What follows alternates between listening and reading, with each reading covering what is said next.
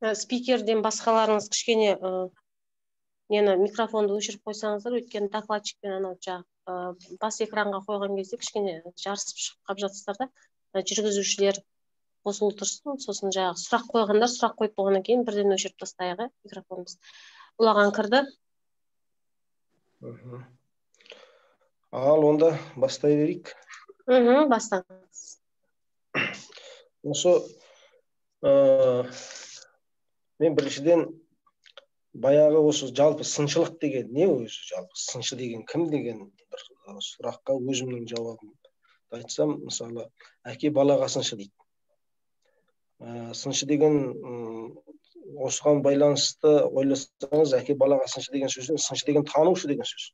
Әке баланы танушы, оның жақсы жақтарын да, жаман жақтарын да көре білуші. Екіншіден, сыншы атты сынайтын сыншы.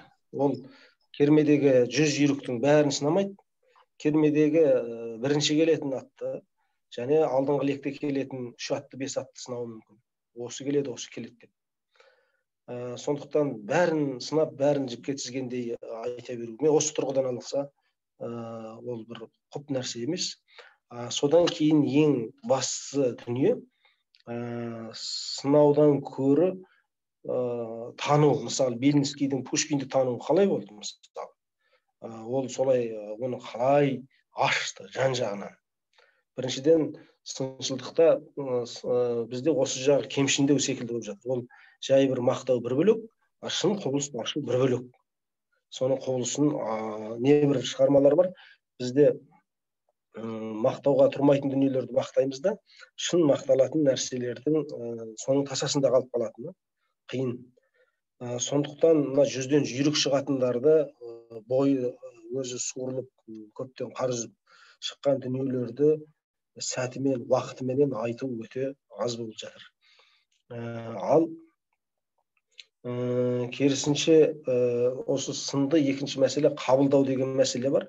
Сынды қабылдауда бұл қазір өте бір қиындап кетті. Біреуге бір нәрсе айтатын болсаң, ол жаңағы бір жеке бастың дүниесіне араластырып жіберді. Мысалы, өзің дүниеден өтіп кетсең, өзің шығармаңды сен қорғап отырмайсың ғой, біреу айтуы мүмкін. Қазақ айтады, аузыңнан шыққанша сөздің қожасы сенсің, аузыңнан шыққаннан кейін сенің қожаң сөз деп.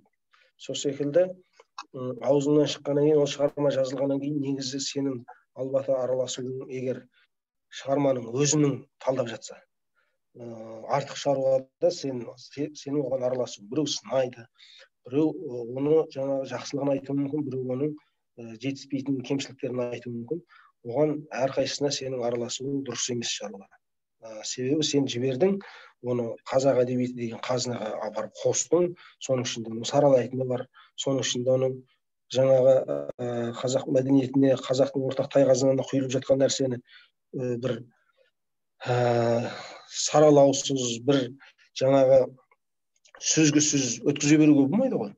Сондықтан жаңағы дүниені сараптап жатса, мынау дұрыс екен, мынау мынандай пайдасы бар екен, мынау зиянды нәрсе екен деп айтып отыруға, ол сыншылар қақылы, олар айтуға. Сондықтан ол жерде әрқайсы сен туралы айтылған жақсы жаманды нәрселерге бақаныңды көтеріп тұра жүгіру дұрыс емес. Өзіңнен шығарма кеткеннен кейін ол көптің талқысына түседі. Міндетті түрде оның жақсы жаманы айтылады.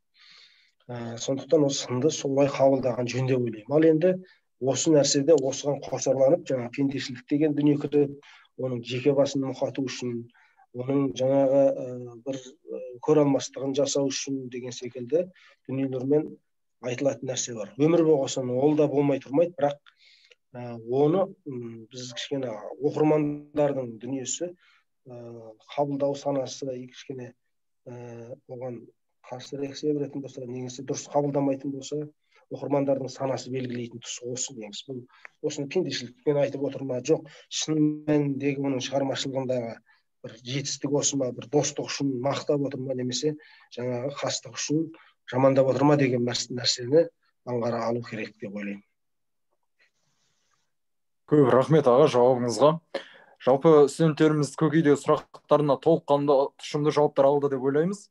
Сондай жауаптардан өзімізге өнеге болар көп құнды дүниелерді естідік аға. Ол үшін Ол үшін сізге көп алғыс білдіреміз. Бұл жалынды студенттер үшін қазіргі сіздің жауаптарыңыз біз үлкен бір серпіліс болды. Студенттеріміздің арасында өзіңіз секілді ақын қыз-жігіттеріміз сізге арнап өлең шығарған екен. Соның енді бірден бір егейіне назар салайық. Уәлихан Бекжанның өзіңізге арнап шығарған арнауы бар екен. Ассалаумағалейкум, Ұларбек аға. Менің есімім Бекжан болады. Осы оқымпу жастармен кездесуге келіскеніңізге сізге көп рахмет. Осы орайда кездесу барысында шығарған азын-аулақ өлеңім бар еді, соны қабыл алсаңыз. Еңбек етсе ерлерім Ұларбектей, қазақтың бағы бастан тұрар кетпей. Бүгінгі жас тәлім мен тәрбиялар тура жол бағыттарын ұғар теппей. Ау аға, адалдықпен бағаң асқан, шығарман қаламдастан дара басқан. Өткеніне қарасам бұл ағаның өнерге ерте жастан араласқан.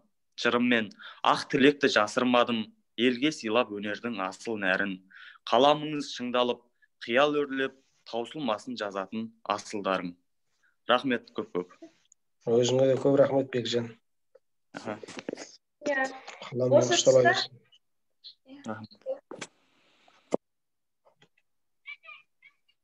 Қайырлы күн, сәлеметсіз бе?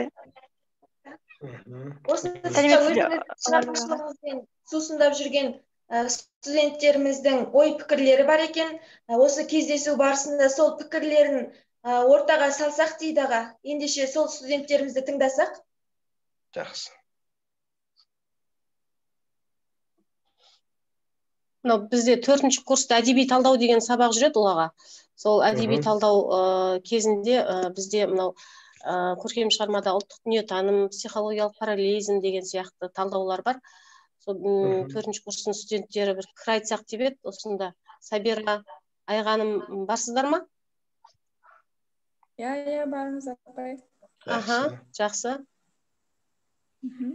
Сәлеметсіз бе, Ұларбек аға? Сізбен кездесу бұйырғанына қатты қуаныштымыз. Поэзия әлемінде өзіндік өрнегі бар Ұларбек Нұрғалым ағамыздың қаламынан шыққан әр сөзге үңіле қарасақ, осы ақынның адам жан дүниесін суреттеудің, оны бар ерекшелігімен сезініп жырлаудың шебер екенін аңғарамыз. Ағамыздың келіншектің баласы баладасындағы мына шумақтарда ерік дейді, келіншек қайта айналды. Тағы сол ма, тағы да айқайлады. Сенен жасы кіші ғой, жетпей мәлің, жетеді әлім, ары қарай айта алмады. Жетсе неге, сорлы едің қандай ғана, арындаған ашудан танбайдана. Жетеді әлім, деді олы қатуланып. Бірақ оның әкесі бар ғой, мама, деген жолдар бар. Осы өлең жолдарын оқығанда ерекше сезімге бөлінесің. Ақын бұл өлең жолдарында қаһарманның ішкі әлеміне бойлап адамды рухани азғындатқан тек қана жеке басындағы құлдырау емес, заман қоршаған ортасы екенін айтқысы келді. Адам тағдырына абайлап қарауға шақырады.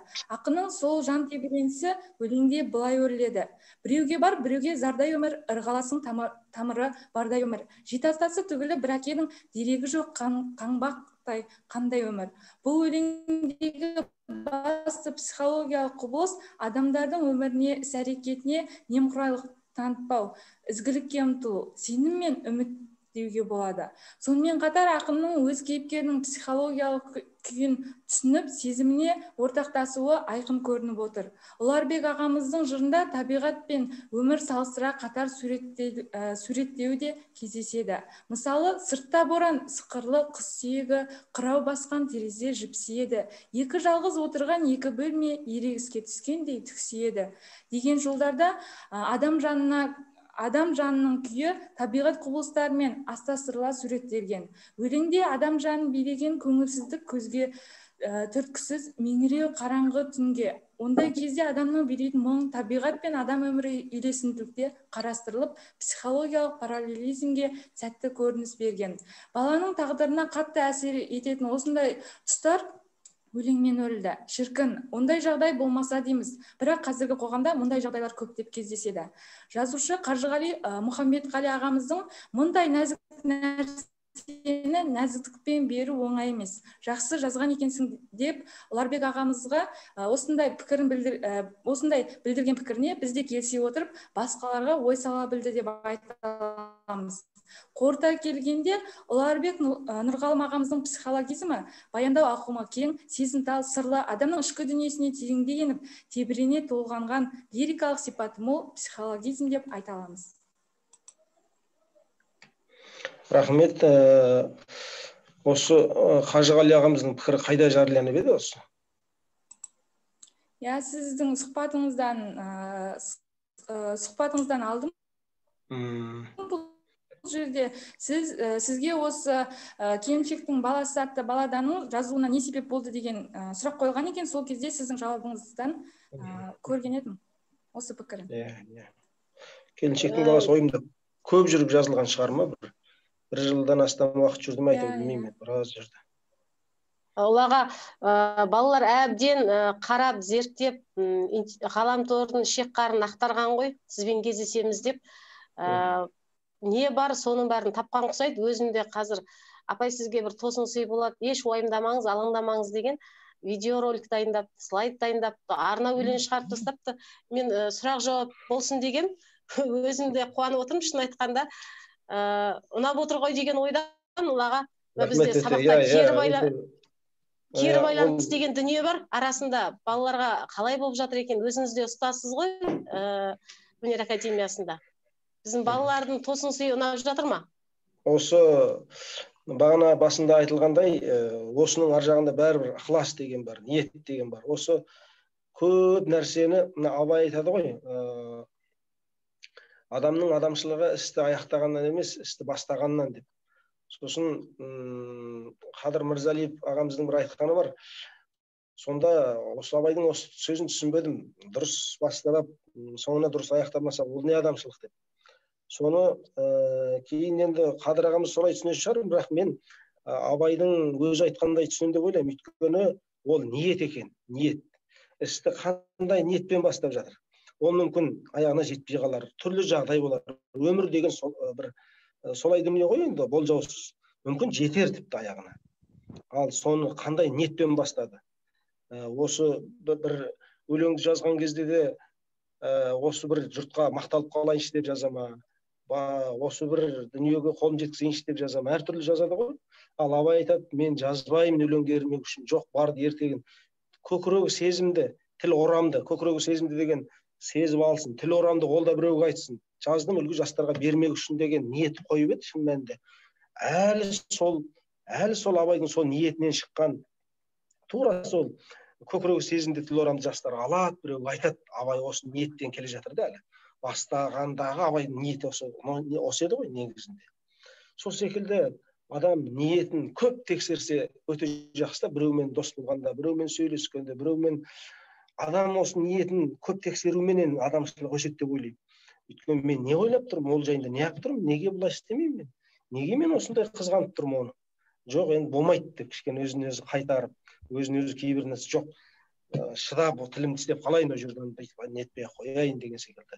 Сол секілді ықылас қой, ықыластан шыққан нәрсенің, таза жақсы ықыластан шыққан нәрсе солай жетеді өзі.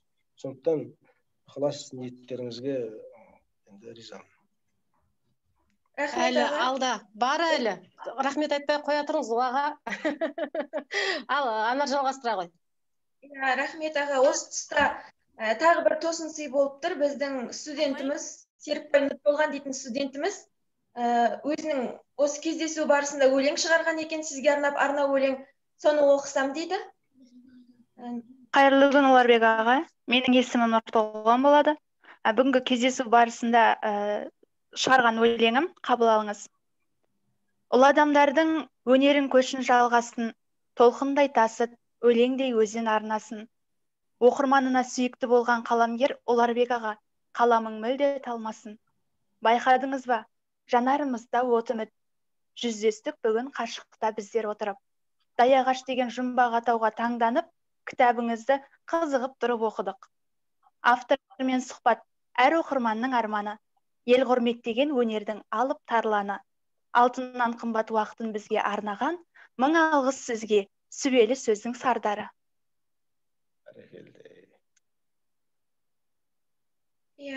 Осы тұста бір студентіміз тағы бір пікірін айтсам дейді. Кездесуде көзбе көз. Нұртолған, рахмет. Мен даусым естіліп тұр ма? Сабира, кішкене қаттырақ дауысыңызды шығарыңыз. Осы 4-ші курс студенті Турдикулова Сабира боламын. Осы жаңағы бізде келіншектің баласы деген балладасына мен көркемдік жөнінен талдау жасаған болатынмын. Сол туралы айтып өтсем. Бұл келіншектің баласы дейтін шығарманың негізгі тақырыбы мен идеясы әкесі жоқ жетім баланың ішкі сыры өзекті тақырып болып табылады. Ал идеясына тоқталар болсақ, жетімнің сырын, ішкі сезімін көрсету арқылы адамдарға ой салу, рухани құндылықты дәріптейді. Жанры бұл шығарманың ақындар сирек жазатын лириканың ерекше түрі баллада арқылы жазылған. 11-12 буынды 3 бунақты қара өлең ұйқасына жазылған шығарма болып табылады. Бұл жерде теориялық ұғымдарға тоқталар болсақ, өте көп нақыл сөздерден бастасақ, жеті аттаңды білмесең не білесің деген сөздер кездеседі. Тұрақты сөз тіркестері, атап айтар болсақ, қабырғадан қан кешкен, көкірегін қақ тіліп өтті деген сияқты тұрақты тіркестер, эпитеттер, теңеу, метафоралар көп деп кездеседі. Осы кезде метафораға анасы сор, әкесі қор деген сөзді алуымызға болады. Тағы да бір ерекшелігі бұл шығармада гипербола мен литотаны өте күшті берген, көркем етіп берген. Негізінде гипербола мен литотаны көбінесе көп ақындар қоса бермейді. Бұл жерде гиперболаға тоқталсақ, жасы 10-ға жеткенше о құдірет, қанша уайым жүрегін жаншып өткен деп осының келтірсек болады. Ал литотаға бағаланған балдай деп тәтті өмірдің бір сөйлемі шығар бұл удан дашы. Жеті атасы түгілі бір әкенің дерегі жоқ қаңбақтай қандай өмір деген сияқты литотаны кездестіруге болады. Осы жерде тағы да сарказм, соңында осы сарказм бар.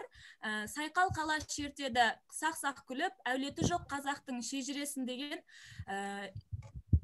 үзіндіні айтуымызға болады. Жалпы осы екінші талдау бұл авторлық ұстанымға байланысты. Бұл жерде біз Ұларбек ағаның авторлық ұстанымына былай айтсақ болады, шығарманың авторлық ұстанымын айтар болсақ, оның шығармаларында көтерген тақырыбынан танысақ болады. Яғни келіншектің баласы балладасында оның қазақ қоғамына алаңдап, адамдардың қатыгездігін, адамдардың бейқамдығын көрсеткен. Жетімнің аянышты халін Мұхтар Әуезовтің жетім әңгімесіндегі жас Қасымның ішкі сезімімен ұштастырған десек артық айтқанымыз емес. Төбелесіп қалған баланың халін былай жеткізеді. Анасы оған сенен жасы кіші ғой, жетпей мәлің, жетеді әлім, бірақ оның әкесі бар ғой, мама деген сөзі өзінің үзіндісінде осылай белгіленген.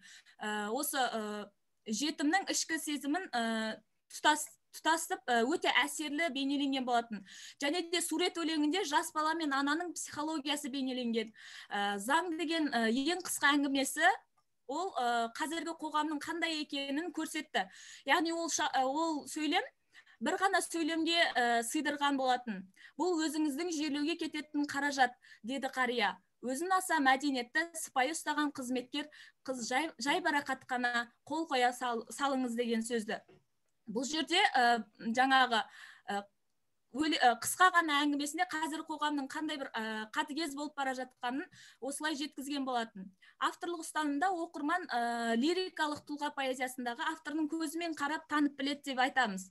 Ал Ұларбек ағаның авторлық ұстанымы ол ұлттық дүниетанымды, ұлттық ұстанымды бірінші орынға қойған және қазақтың ең қасиетті жануары арғымақтарға арнап өлеңдер жазған болатын. Осы ақынның ішкі сыры, сезімі, толғанысы қазақ үшін, ұлт үшін алаңдап, өз ұлтының рухани болмысын сақтауға барын салған нағыз патриот ақын деп айта аламыз. Рахмет, Сабира. Өте тамаша. Әпкелеріміз орынды пікірлерін білдіріп отыр өзіңізге, Ұларбек аға. Жалпы қазіргі студенттеріміз сізбен өзіңізбен жүзбе-жүз қауышып отқаны өте қуанышты. Енді қазір бізде уақыттың таяп жатқанына байланысты сөз кезегін өзіңізге берсек, Ұларбек аға. Біріншіден енді Қарлаш ханым, былтыр бір студентіңіз менің шығармашылығымнан дипломдық жұмыс қорғады. Ол кезде біз өзімізде дипломдық жұмыс қорғатып жатып, мен оған қатыса алмадым дұрыстап. Бірақ ең бастысы ол шығармалар менің жазғаным үшін емес. Оның бір енді қалай деп айтсам болады, өзі адам сұрайды ғой, бір қажетсінген дүние, бір ұлттық дүниені, қазақтың жаңағы 62 тамырында айналып жатқан қанның сондай жаңағы тұнық, сондай қою қаны бар адамдар өзі сондай дүниені іздейді. Соны іздеп тауып, содан өзі әсерленіп, содан өзі жаңағы дипломдық жұмыс қорғауға себеп болып, немесе сол дипломдық жұмысты қорғап деген секілді бір өздеріңіздің, ол да сол өздеріңіздің болмыстарыңыздан, сондықтан сол дүние бүгінгі мындай кездесуге ұласып жатыр. Және кездесудегі балалар өте, студенттер шынайы, өзі сезінген дүниесі бір өлі дүние емес, шынайы дүниесін ақтарып отыр. Бұл енді өте жақсы дүние. Біз шыны керек бұрындары біздің ауыл деген өте бір алыс таудың арасындағы ауыл еді. Ол жерге біз оқып жүрген кездегі ана кітаптарын оқыған жазушыларды біз өмірде көреміз бе, көрмейміз бе, ол адамдар осы біз жүретін жерлерде жүре ме, жүрмей ме деп біз қатты не қылатынбыз, одан кездесу мүмкін емес шығар деген секілді. Кейіндеп тіптен мынау Қазақстанның ақын жазушыларының кітаптары барды. Орамал деген бір кітап қалды. Оралхандарды оқыдық, Тарази, Дулат, Исабековтерді оқыдық. Ойпырмай, енді мен сол кісілердің көбісі өліп қалған адамдар шығар деп ойлайтынмын. Өйткені жер бетінде жоқ құсап тұрды жазған адамдар. Сөйтіп жүріп, одан Мұхтар Шаханов деген бір дауылға ұшырадым. Ол енді сұрапыл барған кезде де бір ерекше екпінмен барды. Бір нәрсе төңкеріп тастады. Себебі ана Шахановтың шығармашылығы өзі жаңағы Тарази жазғандай әбден тығындалған, әбден аузын буған, әбден үндемеге үйренген қоғамның ішіндегі фарын шығаратындай ашық тексттермен жазылды ғой. Жаңағы ғашықтық қаламаты болсын, жаңағы 12 алу 3 болсын, соның барлығы ашық тексттер болды. Ол кезде көп қазақтың ақын жазушылары ашық текст емес, ылғи жабық тексттерменен, ылғи жаңағы символдық дүниелермен айтатын ойларын. Мына кісі ашық сондай нәрселерді айтқан кезде, осы адамның шынайы өзінің тығылған емес, бір ашық табиғатын сағынғаны ма, Шахановтың жаңағы оқырмандары соңынан жаңағы дүркіре берді ғой.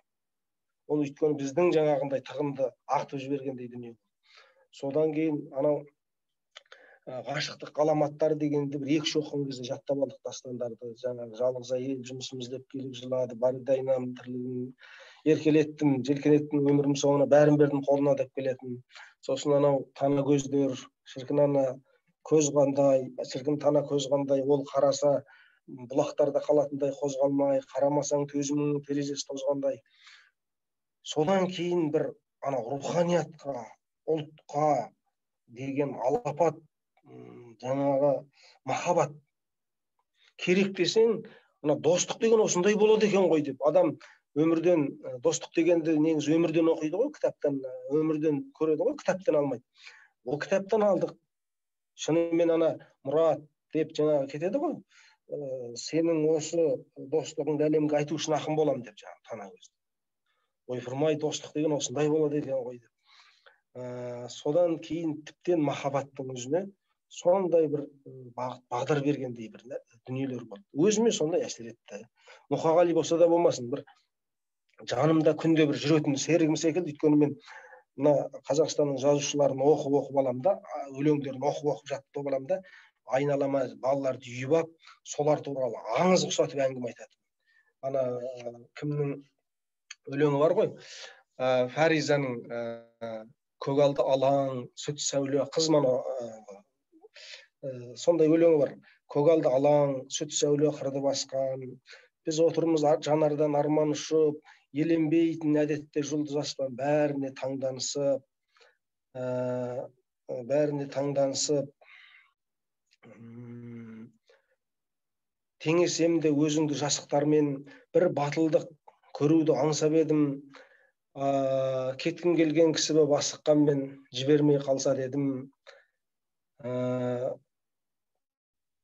батылдық па, күтпеген тілек бізге, сені маған жіберген сүйікті етіп, менің балғын денемді дір еткізді, қолдарың тиіп кетіп, құшақтадың, сонаңсап бір тынбап ем, бір бұлқыныс басталды іште керім, ашуланған кісі боп бұлқынғанмен құшақтай түссе дедім. Адам деген бақыттан тұншығады шырын сәтте, бойынан қан тасыған, біздер жаққа қарауға қымсына ма, ай жатыр шалқасынан. Қызыққандай біздерге даламына, бара жатты құбылып шалғын кілем, сонда сенің тұп-тұнық жанарыңа тұтқын болып қалдым білем, дейді ғой. Бұндай лирика деген сирек лирикалар, шынын айтқан кезде. Оның ішіндегі бейнелеулер, елестетулер, шынайылық, біз әдетте рас қой, біз шынайылық деген осы да негізі. Біз аспанға қарамаймыз ғой әдетте. Сосын кейін бір өзімізді сейілдеп, серуендеп шыққанда жаңағы жанымызда жастықтың куәсіндей деген секілді қыздар мен жігіттер өздері отырған кезде барып, содан барып, мынау жұлдыз қарашы, анау аспан қарашы деген секілді адам. Сондай бір дүниелермен неғылады, ананың басталуының өзі сондай керемет. Сондай өлеңді оқып келемде Мұқағалидың ауада да тұрады аршалсай, сен әлі есіңдесің аршалсай, сол түні неге мен өлтірмедің, сол түні риза едім алса Құдай аршалсай, сол түні мен аққуға тұзақ құрып өлтіргем, сол түн неге мен аяқ балдың жаңадан аяқтанған бөлтіргем, арланбеп аяқтандым, шырылдап сонда мені оятқан кім, есіңде ме көз жасы жалыныштың, шырылдап сонда сені оятқан кім, қара түннің ішінде қара бақтым, атартан келген қарамаппын, тағдырдың өзі берген махаббатын тәрк етіп мәңгілікке жаралаппын, аршалсай, не қылған көркемедің, сол түн неге мен өртемедің, сол түннің қияметін есім алсам сенен де өзімнен де жеркенемін дейді. Осыларды мен екеу жақтағы өлең ғой, екі кітаптағы. Мен қиыстырып жаңағы осындай оның оқиға құрап, содан кейін барып мына өлең жазылған екен, одан кейін барып мына өлең жазылған екен. Бұл менің қиялымдағы оқиғалар. Бұл шын емес. Сол кезде ана елігет қасында отырған жігіттер жаңағы өлеңнің несіне, оқиғаның несіне, әңгімесінің ішіне кіріп кетеді. Сөйтіп, шіркін, мына Қазақстанға аяғымыз жетіп сол ақындарды көрсек қой, тірісін жаңағы деп армандадық. Шынын айтқан кезде ең қатты сол аңсап сағынған менің сол ақындар болды, жазушылар болды. Соларды қалай көреді екен, қалай мен барып қолын ұстайды екен, қалай амандасады екен, қалай жаңағы суретке түсіп, жаңағы өзім өлең оқып береді екен деген ой болды. Сөйтіп жүріп келдік қой, келдік, елдің алғашымен өзі ана ішінде бар, Астанаға, Алматыға түсе қалған жерінде бірінші Мұқағалидың көшесімен жүрейікші деп. Сосын ой көшесі қойып, қазір мүсініне апарамыз деп Мұқағалидың ескерткішіне барғанымыз бірінші. Кейін сол Тұманбай ағаны да көрдік. Қадыр ағамен сапарласып Шымкентке бардым. Шымкентте ана бір Сұңқар деген қонақ үйде жаттым барып. Бірнеше күн Түркістан айналып келдік сол кезде. Тұманбай ағаның алдында жатып еркелеп суретке түсіп, одан кейін Шаханов ағамыздың Наурызға жүрсін іштік. Фариза апамның үйіне бардым деген секілді. Сондай бір армандарменен жаңағы көкірек деген сондай нәрсе бар, арманға толы, сондай ыстық, сондай аяулы, айналадағы адамдар сондай аяулы, адамдардың қадірі деген одан қымбат нәрсе жоқ негізі, айналаңдағы адамдардың қадірінен. Иә, оның кейбір дүниенің біз назар аударып қуалап жүрген дүниенің нарқы, парқы, қымбаттығы оның түкке тұрмайды, түкке. Адамнан сондай жаңағы көресің кейде, шіркін-ай, осы адам туралы бір нәрсе жасап берсем екен, көңілін бір семіртсем екен, көңілін бір шалқытсам екен деген. Сондай өмірді қолмен ұстап, көзбен көрінбейтін қадір, қымбат деген бар. Көкірек көзі айтады ғой, жүректің көзі ашылса, хақтың түсер сәулесі, көңілден кірді қашырса, адамның хикмет кеудесі деп. Сол секілді жаңағы кірбің дүниелерден, сосын кейін жаңағы ұсақ түйек қызғаныштардан, сосын дүниенің несіндегі әрине оны ешкім қумай тұрмайды, оны қажетсінбей тұрмайды. Дүние деген ол керекті нәрсе, Уәлибек айтады ғой, ақша маған ақша керек емес, просто қажетті деп. Сол секілді қажеттілік өтеле береді ғой. Сол секілді адамдарменен, достарменен, жас кездегі достарменен, айналадағы сол жақын туыстарменен солардың қадірін біліп, солардың ортасында бір гүлдің ортасында жүргендей болады да, жақсы дүниелер көрсін. Сол секілді өмір сондай қымбат. Енді шынымен өзі бір қазынаға айналған шалдар болды мысалы. Сол кісілерге адам өзі қазынаға айналса, соған дүниенің енді бар мен жоғы демей ақ қояйын, аз бен көбі бәрібірдей екен. Бәрібірдей, аз бен көбі. Сол секілді өзіміз қазынаға айналатын, жаңа көзге көрінбейтін дүниелерден құралатын қадір қымбат деген нәрсеміз арта берсін. Сіздерге өте көп рахмет, шығармашылық табыс тілеймін. Әрқайсыларыңыз осы бір үлкен мұрат алдарыңызға қойып, сол мұраттың жолында талпынып, ізденіп, әрқашан дүние қалай төңкеріліп кетсе де, адамның жаңа кісілік, адамшылық деген асыл нәрселер еш уақытта сені сатпайтын, жаныңда қалатын, жүрегіңе тыныштық беретін нәрселер. Сондықтан осы қазынаны молайта беруге бәріміз тырысамыз. Иә, рахмет аға. Үлкен рахмет. Мен енді айтып отыр едім, Анарқаз, білмеймін, ақын деп алып бір өлең оқытпадық ау деп. Фаризадан бастап Мұқағали бар. Өзіңізден бір өлең оқымадыңыз ба, аға? Өзіңіздің бір өлеңіңізді оқысаңызшы. Маған қазір бір идея келіп отыр, аға. Анау мүмкін бір уақытыңыз болса, мен студенттеріме лекция оқып берерсіз? Қандай ғажап, бір бітіп қалатын болды да, мына бір тәтті. Студенттерім көзім өлейіп, кәдімгідей бітіп қалатын болды деп, маған мына жақта қанша сұрақ бар.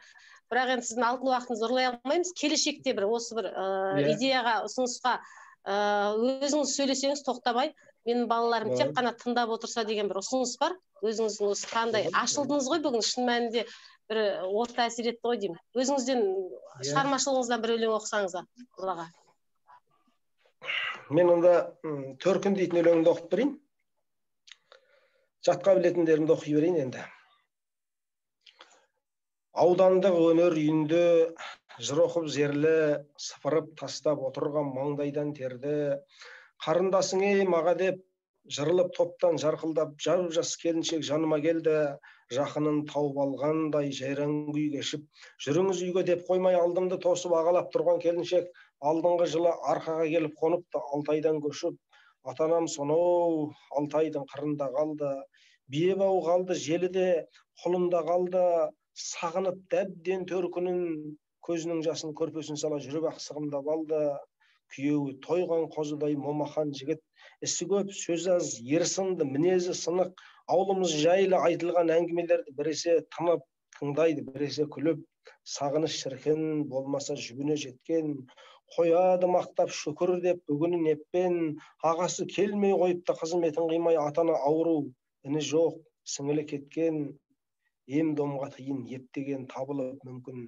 Армандап қояды, көркейіп барсам деп бір күн. Шиден ары деп шығарып салғанымызбен төркіннің қамын жеп өтер қыз деген шіркін. Қолынан піскен табанан құртпенен майын алдыға жайып, баппенен қайырды шайын. Сақталған сүрі, қатығы, кәделі жілік анамдай ұстайды екен о дастархан жайын. Білмеймін неге жанымның сұрауым екен, сағынып мен де жүрген соң ұнадым екен. Қолы да дәмді, ісі епті, уайым адал білікті болса, бір қыз да бір ауыл екен. Аңсаса аулын, түсінем заңдылық жайды, мәжнүн де емес кешетін мәңгіріп қайғы Қазақстан ба. Сүйеді Қазақстанды орысшасынан басқаға шаң жұтпайды. Көкшетау деген қаланың маңында ауыл, алыста қалған ауылын сағынған ауыл. Жайланып тірлік кешірер жер екен шіркін, жаныңда ағаң болса егер, жаныңда бауыр. Толқындай нәзік сезімге ағыстар көмген бойырып кейде. Басылар арыстан кеудең, сағынып жүрген төркінін қарындас көрсем, ағасы болғым кеп тұрады алыстан келген. Ғажап, керемет ұлаға. Осы өлеңді алғаш рет неден оқыған кезде, әлеуметтік желіден, фейсбуктан оқыған кезде бірінші рет. Шын айтқанда жылағанмын мен. Қандай жүрек тебірентетін өлең, жүрекке жеткен өлең. Енді балаларға сөз берейік, Ералы. Иә, көп рахмет аға. Ол бір керемет толғаныстарға, серпілістерге толы кездесу кеші болды. Өз бояуын, өз өңін жоғалтпайтын туындыларыңыз оқырмандарыңызға көптеп жол тарта берсін деп тілейміз. Иә, сіздей әдебиет әлемінде осындай өзіндік орны бар тұлғамен кездесу де қазір біз үшін үлкен бір ғанибет болды аға. ешқашан қаламыңыз мұқалмасын, жазар дүниеңіз көп болсын. Уақыт бөлгеніңіз үшін сізге үлкен алғыс айтамыз. Өздеріңе көп рахмет, өркендерің өсе берсін. Рахмет олаға, алтын уақытыңызды бөліп. Байқаласа, енді сіздің лекцияңызда жүздесейік, олаға.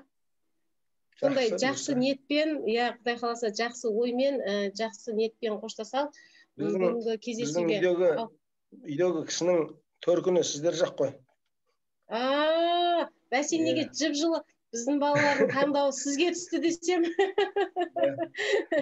Жездесімен бір кішкене. Онда мынау жерде отырған біз жақта қайны дейді, бір жақта балдыз дейді ғой енді. Ер балалар, бізде қайны дейді. Қайныларыңыз бар, балдыздарыңыз, қарындастарыңыз бар. Солардың ниетін, тілегін жерге тастамастан 80 минут бойы бізбен бірге отырғаныңызға шынында көп рахмет. Сіздің де білеміз, ұстаз екеніңізді, уақытыңыздың аз екенін. Соған қарамастан бәрін ысырып тастап, осы қанша жылдың басында айтып қойған едім ұлағаңа. Осы бір кездесу өткізейін деп, жоқ сізге ешқандай қарсылық келтіре алмаймын, жарайды деп бір сөзін берген еді. Балаларға бірнеше авторларды ұсынғанда сізге түскен таңдауына мен өзім қуанып отырмын. Бұл кездесу әлі де жалғасын таба береді ұлаға. Тағы да рахмет біздің балалардың рухани сусындатқаныңызға. Жақсы, сау болыңыздар. Рахмет. Сау болыңыз.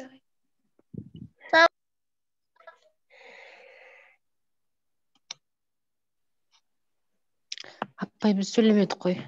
Апай, балалар айып етпеңдерші. Уақыт өте тығыз болды. Ақынның өзі сөйлегісі келіп отыр. Байқадыңыздар ғой, қандай керемет әңгіме болды балалар. Ренжімеңіздерші. Тағы да кездесеміз, ұлаған әлі отыр өзі. Тағы да кездесеміз, тағы да пікір айтасыздар, тағы да жаттаған өлеңдеріңізді айтасыздар. Бірінші курстарын сөйлей алмай қалдым деп ренжіп жатыр ұлаға. Ренжімеңіздер, жарай ма? Біз ақынды көбірек тыңдағымыз келді, шынын айтқанда. Ақырке барлығы жақсы, жақсы, сау болыңыздар. Сау болыңыздар. Рахмет ұйымдастырғандарыңызға. Жақсы.